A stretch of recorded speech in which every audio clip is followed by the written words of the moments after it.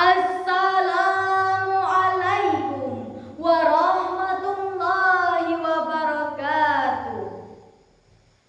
Hamdan wa syukran lillah, salatan wa salaman ala rasulillah, la nabiyya wa la rasulla ba'dah, amma ba'd.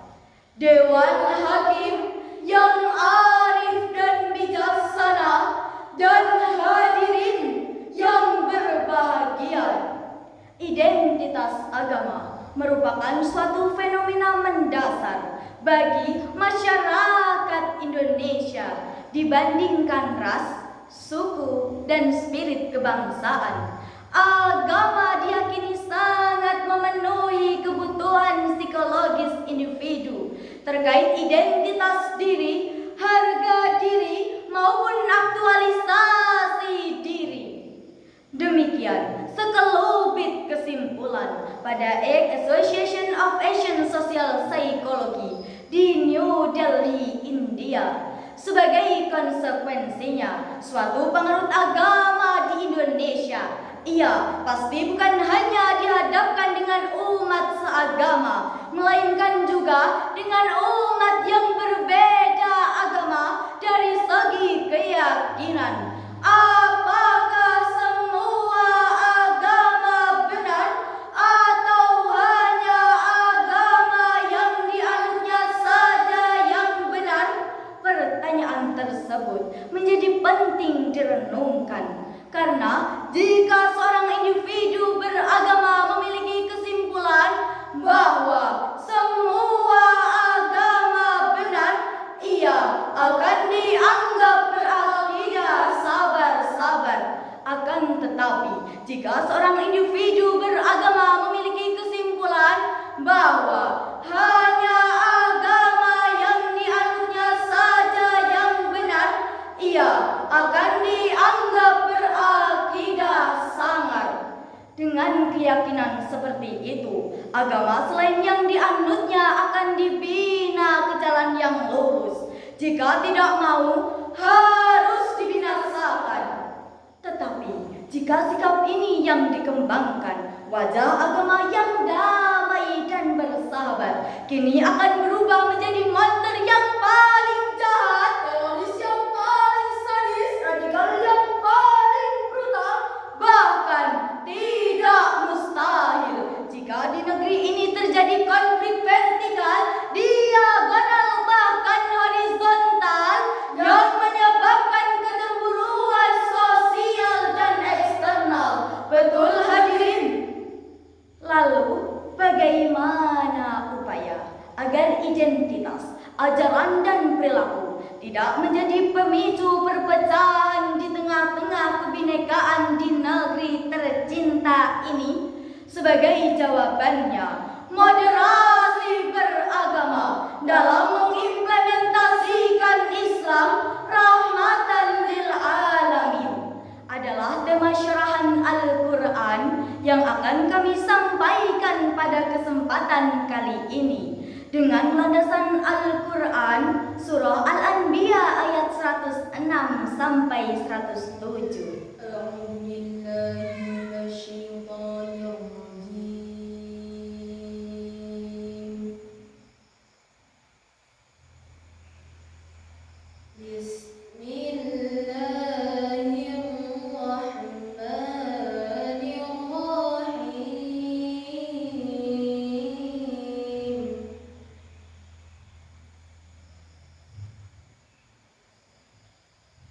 Inna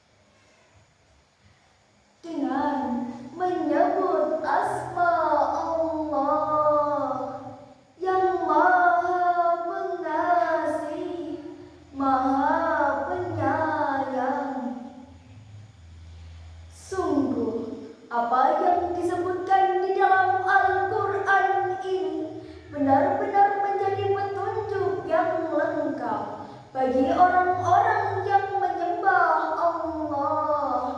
Dan kami tidak mengusir engkau Muhammad, melainkan untuk menjadi rahmat bagi seluruh alam. Maha benar Allah atas segala firman-Nya.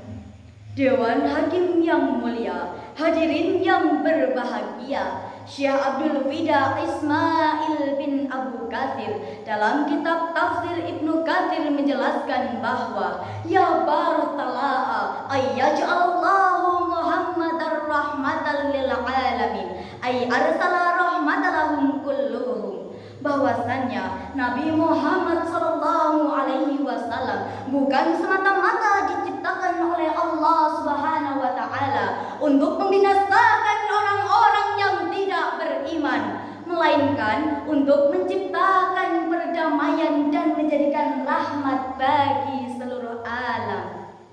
Secara leksikal, menurut pemahaman Profesor Dr. Muhammad Quraisy Shihab dalam kitab tafsirnya Al-Misbah jilid 1 halaman 278 menjelaskan bahwa kata wasaton secara bahasa adalah segala sesuatu yang baik sesuai dengan objeknya, atau dalam istilah Islam disebut dengan ummatan wasaton.